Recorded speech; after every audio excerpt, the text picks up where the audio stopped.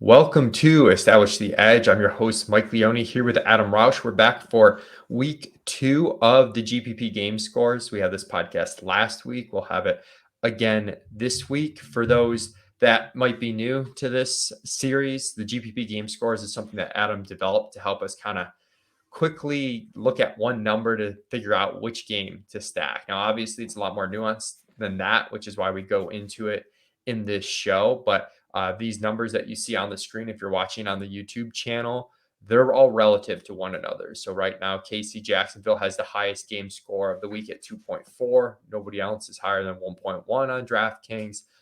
That's just relative to this week, and it takes into account the ownership, the game total, our ceiling projections, our value, the salaries of the players.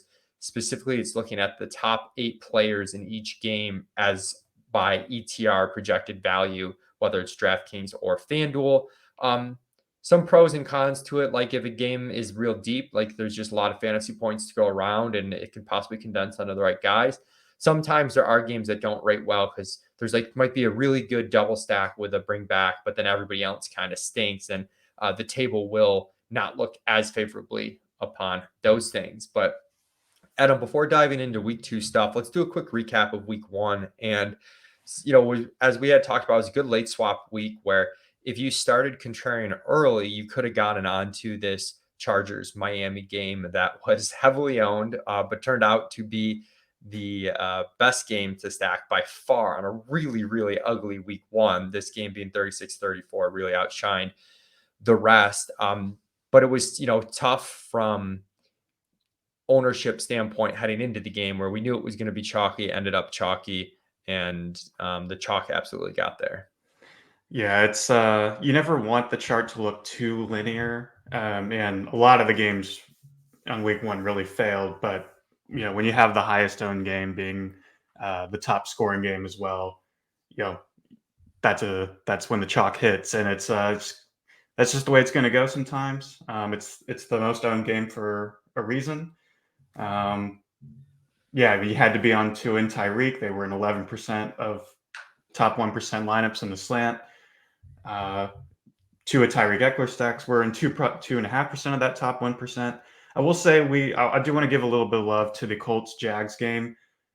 Did offer a more affordable stack at less ownership. They did get you some points. I saw there were a couple of lineups that finished in the top 1% in the slant using like a Richardson, Pittman, Ridley stack, which was pretty low owned. So I do want to give a little bit of shine to that game. But yeah, otherwise, kind of a disappointing week 1. Yeah, I had a tough time with the Jacksonville one where I thought Ridley was going to get steamed, and he kind of got light steam where I think he was still probably a good play at that high teens ownership. I was worried he might get steamed even more. I know some of my real small field stuff, Mike Williams got steamed. So when I see that on players, I really do want it to be kind of a part of the stack. So I kind of only had Ridley with the doubles for Lawrence. And unfortunately, my boy Christian Kirk, can't really talk about him too much, but he let me down in a big way. Looking at game 1, though, I do think it is a little bit of a bounce back spot for him. And he's in this game that is tops on FanDuel and DraftKings for us. It's the Kansas City Jacksonville game. Not a huge surprise here, Adam. It's the highest total on the slate at 51, and it could be a real pass heavy game. I know, the tough part with Jacksonville for me week 1 was they ran more than I expected them to run. And as a result, they played more 2 wide receiver sets, and Kirk's not playing those. So that was really bad for Kirk. But additionally, we saw that Travis Etienne was receiving a lot more out of the backfield than he did last year. And then it starts to get more muddied if you add an alpha receiver with Ridley and then you add in some more running back targets. I think Zay, Jones, and Kirk are going to be kind of the headache, and they're going to yo-yo kind of over the course of the season. But what are you seeing with this Kansas City Jacksonville game? Just what you are. I mean, the Jags, even despite their kind of their great offensive performance against Indy, they're projecting for mostly modest ownership. Calvin Ridley, like I said, I mean he's a top value, one of the top values on a wide receiver, but he's still 7,200 on DraftKings. And yeah, like you said, I think the biggest issue with this game, or the biggest challenge more so on kind of both sides, is if you're going to stack, if you're going to include Ridley or Kelsey on a game stack, who are you pairing them with? I mean, it's kind of muddied on the Jacksonville side with Zay Jones and Christian Kirk, or do you just venture away from receivers and play Etienne, or do you mix in Ingram here? And on Kansas City, it's even worse because you've got Kelsey, but then you've got Sky Moore, Rashee Rice, Marquez Valdes-Scantling. I'm sure I'm missing another guy in there. I mean, there's just so many options to play. I guess the positive, if you want to kind of lean into these kind of a little like more muddled wide receiver plays, is that you're going to be able to afford them because they're less expensive. I guess that's one benefit to it. But yeah, it's just trying to figure out like how to construct your stack is a bit of a crapshoot when it comes to stuff like this.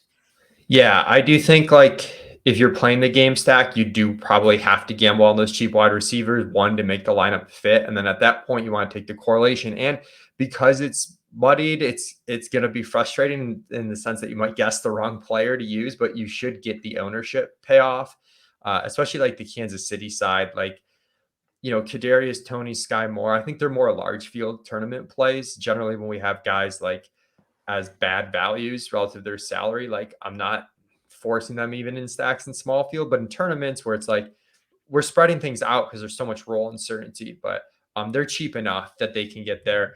I am like just torturously like tempted to run it back with Kirk just because I think that people aren't going to play him after last week. And I'm hopeful that in a game where Jacksonville has to throw more, they play more 11 personnel, which means he's not hurt as much by not playing two wide receiver sets. And I do think he's going to be a higher target per route run guy in those formations than Zay Jones is going to be. But we'll see. A lot of this for me depends on two things. Like if Kelsey's confirmed in, it's possible our ownership on that comes up a decent bit. Right now, it's always tough to do these projections and the game scores in particular because not the whole market's not necessarily assuming the same thing. I'm also really curious, Adam, to see like if people balk at the price increase for Ridley or if they're just like this price increase wasn't enough, we're going right back to him. And I know our projections kind of assume the latter, that you should really be going back to Ridley at this price point. So we'll see. Like at 13%, he would be an amazing play. He gets up to like 25 plus. It's a little more worrisome. Yeah, he's still a great value. And just one more, we were kind of going back to the Zay Jones, Christian Kirk thing. Their ceilings are virtually identical.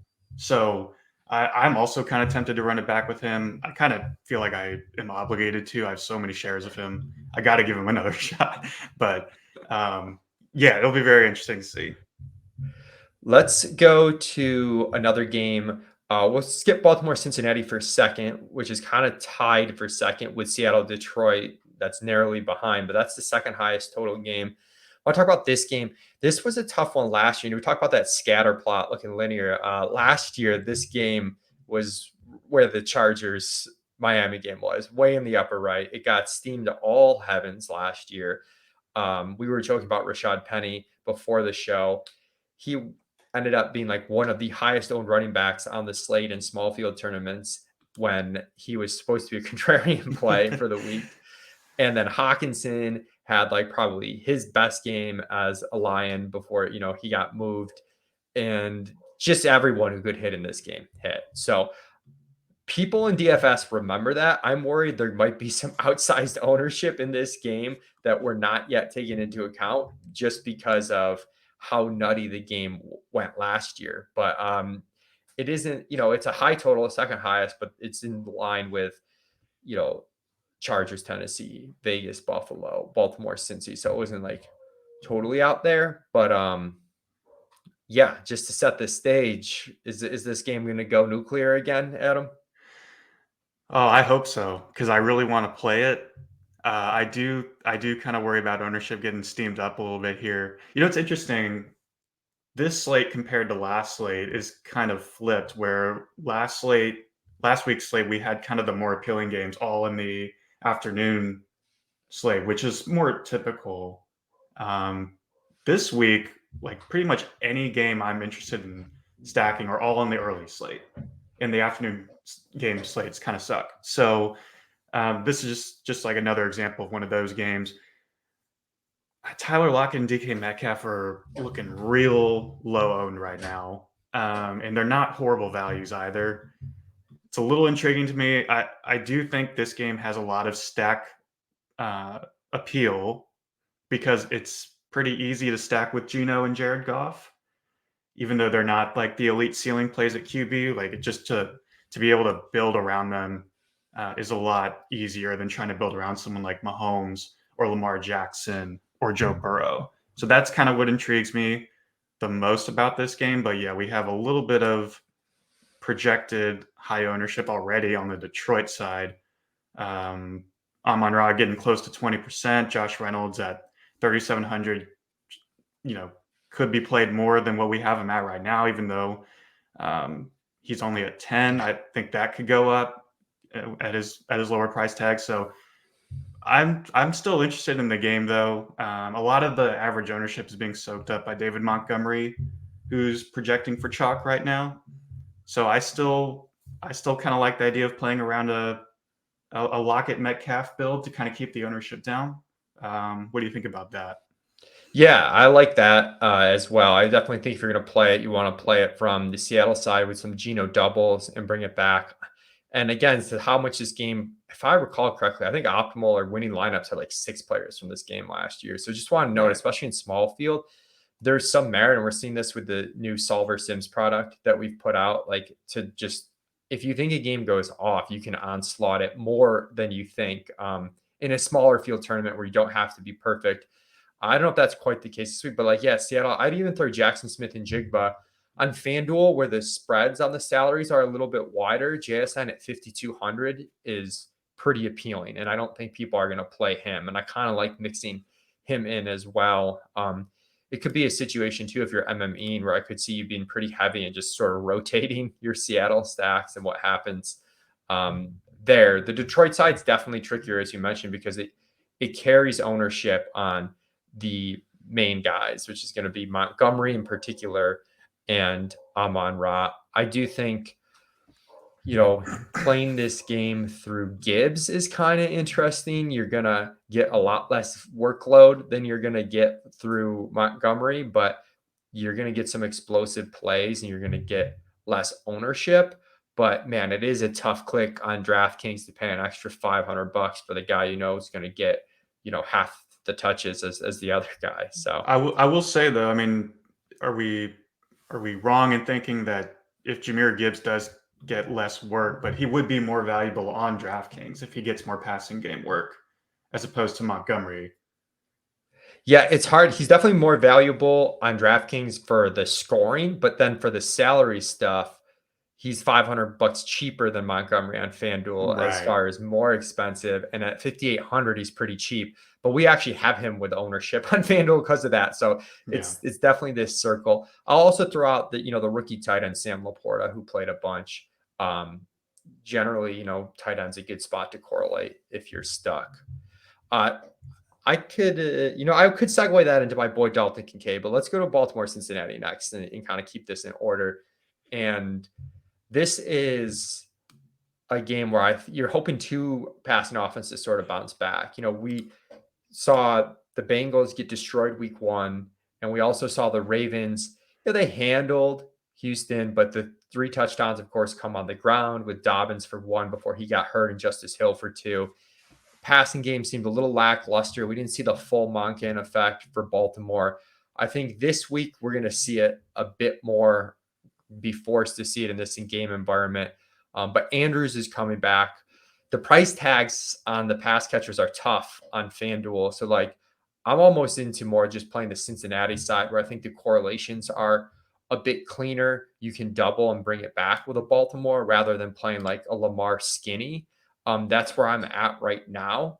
But Andrews on DK is pretty intriguing if he does play. And he's kind of like Kelsey, though, where I think our projected ownership now is probably low because the market's making different types of assumptions on him. Right. Yeah. I would expect it to come up, but I think there is still some appeal about maybe paying up at tight end this week in a stack. Whether that's Kelsey or Andrews, if you can make it work. But it is going to be kind of hard with the pricing on this game. That's kind of the one thing that's holding it back a little bit, is if you want to go full game stack with the elite ceiling plays, it's just really tough to fit them. At the same time, we're getting a lot of good ceiling in the game, which is why the game score is higher on the table. You talked about playing that Cincinnati stack right now. Jamar Chase's we're projecting as a little chalky at over 20% on DK at least. But this could be a good week to come back with to fit in T Higgins, who we're projecting for less ownership, and obviously he's a more affordable play. But yeah, it's going to be a little bit difficult to kind of onslaught this game. I feel like trying to find the right mini game stack or correlation may be the way to go, just due to the pricing. But the Bengals are getting a lot of good value on their side as well. Baltimore is not. So the Burrow stacks seem like the way that I feel like I would go in this one, just because it's a little bit tougher to build around Lamar at his price. But we're like we talked about, we're getting a lot of good ceiling here, and we kind of know how the stacks are going to condense a little bit, especially on Cincinnati's side. But on Baltimore, we're kind of seeing this connection with Lamar and Zay Flowers and Andrews if he comes back. So at least we kind of know who we can pinpoint. Yeah. Let's look at the Chargers Tennessee game, showing as a pretty good game to target right now. The Eckler status is going to affect this a decent bit, where we're going to lose a very good player from this game, but at the same time, we could gain a lot of value in his backup in Josh Kelly, and then also just helps the target share for the receivers, and maybe kind of, affects the pass run ratio for the Chargers. I already know that Tennessee's a big pass funnel. We saw last week how they shut down. I mean, Jamal Williams is not an efficient rusher, but just picked up where they left off last year in terms of limiting the yards per carry for the opponent. So I do think the Chargers were a bit game plan specific week one, where they ran a lot more than we expected. So this one's interesting to me if people are off it. We also have, always injury news, but DeAndre Hopkins could be out here for Tennessee, which would make some appealing bringbacks, whether it's going to be Okonkwo and Burks as value pass catchers. But I also think, Henry could get overlooked this week, a little bit no man's land, where the Chargers are the opposite of Tennessee. They're a run funnel, right? Like, they kind of dare you to run the ball. They don't want you to throw. Kind of that analytics mindset of limiting explosive plays. And we could see, if Henry breaks off a long run, we've just seen how that totally jump starts games. So this one's pretty appealing to me at the moment. Yeah, I like your point there about Derrick Henry, because when he hits, he gets these huge chunk plays and long touchdown runs, which helps speed up the game as well, which is what we want. And the Chargers being a run funnel defense certainly helps. On the passing side of things, I do think Treylon Burks, even with Hopkins, even if Hopkins does play, I think he still has a little bit of appeal as a more affordable play at receiver. But I really am kind of digging these Herbert stacks again. You can fit Keenan Allen, Mike Williams, and Justin Herbert in a stack pretty well at low ownership, even though they're not amazing values right now. But again, a lot of that's going to change if Eckler is declared out. I think we'll see kind of those adjustments come to fruition there. There is that. I think this game was at first, when I kind of looked at it, I thought I was going to be a little down on it, but for not necessarily projections reasons, but for football reasons, how the defenses and offenses interact with each other, it's kind of given me some renewed hope. Even though it's not the highest ceiling on the slate, it's not the highest total on the slate, but there's a reason that it's still up there on the table, and I think it's for a good reason. Yep. And then the last I guess not the last game, there's two more games with these team totals or game totals of 45 or higher before it really drops down to basically like around 40 for everybody else. There's San Fran at the Rams, which game scores doesn't like too much, kind of has it in the middle. I do think, we're going to watch Puka Nacua, and he was a DMP in practice. He was the hot waiver wire pickup after week 1.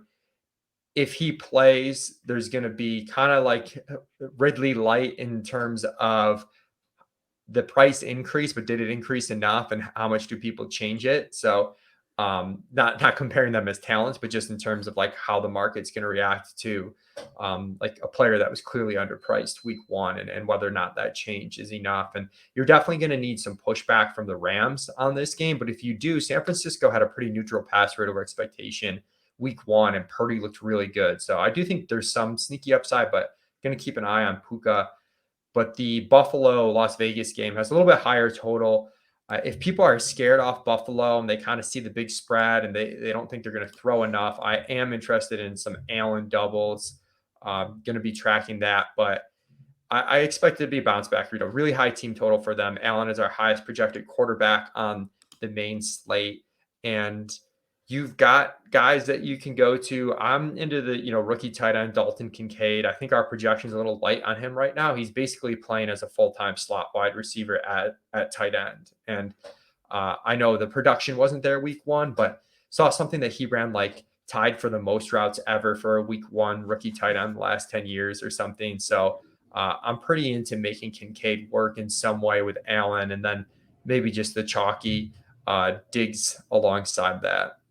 Yeah, and we kind of saw from last week, chalky receivers aren't the worst. I mean, hey, if there's any game that kind of resembles Chargers Dolphins from last week, I think it's this one where we have the combination of high ceiling potential on the receiving end with Diggs and Devontae Adams, and then ceiling quarterback potential with Josh Allen. But we're also going to have ownership with it. Again, I think if you can build around that stack the right way, it's definitely one to look at. And a great way to kind of make it work is by playing Dalton Kincaid, like you alluded to. I'm kind of curious what you think about our boy Gabe Davis. It seems like another guy that I just kind of fall into this trap with every single week when trying to stack Buffalo. He's not a great value at all, but it doesn't look like he's going to be owned very much, if at all. Yeah, I love it on FanDuel, right? Where I think the scoring system fits him better, where he's more reliant on touchdowns, big plays than he is on volume. Maybe not going to get the bonus, not going to rack up a ton of catches. Some of this cover 2 stuff that we've been talking about with the NFL, I think is obviously very real in terms of limiting the big plays, and it's affecting Buffalo. But I also think there's a tendency that after it works really well for a week, to kind of overrate exactly its impact. So I don't think Gabe's upside is dead by any mean. He's running 96% of the routes, more routes than even Diggs ran last week. He's going to be out there. Yeah, I'm absolutely playing him on FanDuel at low ownership. I'm going to make sure I get in a team over on FanDuel this week. And Gabe is, I think that's the spot to use him. I have a tougher time doing it on DraftKings, where he's, relative to the median salary of wide receivers, he's more expensive and the scoring's worse for him. So it's like he goes 3 for 80 with a touchdown on DraftKings. It's an okay day, right? It's not, but if he does that on FanDuel, it's a really good day. So I like him more there. Let's look at I think those are the main games to target, all 45 total and higher. Do have this Indy Houston game in the middle, despite a 39 total, the battle of the rookie quarterbacks here with Stroud versus Richardson. Did just want to point out there, Adam, for both teams, the pace was really good week 1. They trusted their quarterbacks to throw the ball more than we kind of anticipated the rookie quarterbacks doing out of the gate. That's good. I like Nico Collins, had a ton of air yards, ton of opportunity for Houston. Pittman had a huge target share for the Colts, and Richardson was completing passes at a higher rate than we expected. So, there's a little bit of juice in that game. I don't know if there's enough to game stack it necessarily, but I think it's worth pointing out because I think I don't think anyone's going to stack a 39 total game, but I do actually see like a little bit of upside there. It really is going to depend on. I think it's going to depend on game scripts. Last week, Houston was trailing pretty much the entire game versus Baltimore, and we're kind of forced into a pass-heavy, up-tempo game script. In a game at home against Indy, I would like to think that they would try to establish more of a run-heavy game plan with Dameon Pierce as the focal point. But if they run into a situation where they have to go more up-tempo again, they're trailing because Richardson gets off to a hot start. I mean, yeah, I mean, we saw Richardson could carry a stack last week, even though he wasn't the top performing quarterback. It kind of got overshadowed by Tua and Tyreek, but he did pretty well for himself. So did Michael Pittman. And Pittman has kind of historically done pretty well against the Texans.